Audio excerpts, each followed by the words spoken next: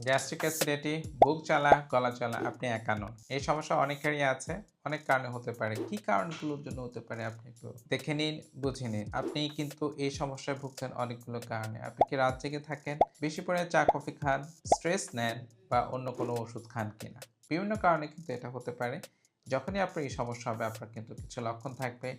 যেমন গলা জ্বালা, বুক জ্বালা, কণ্ঠস্বরের পরিবর্তন হওয়া, মেজাজ খিটখিটে থাকা, মনোযোগ কমে যাওয়া এবং ঢেকুর ওঠা।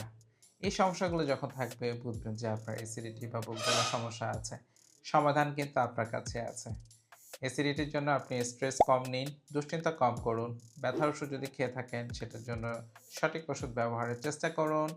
চা, কফি এভয়েড করুন। রাত জাগা পরিহার করুন। তেল, ঝাল, চর্বিজাতীয় খাবার পরিহার করুন। যেটা ইম্পোর্টেন্ট সবচেয়ে বেশি আপনার জন্য বেশি করে পানি। পানি পান করা খুবই উপকারী এবং একজন চিকিৎসকের পরামর্শ নিয়ে ওষুধ সেবন করুন। ইনশাআল্লাহ আপনি ভালো থাকবেন। আসসালামু আলাইকুম।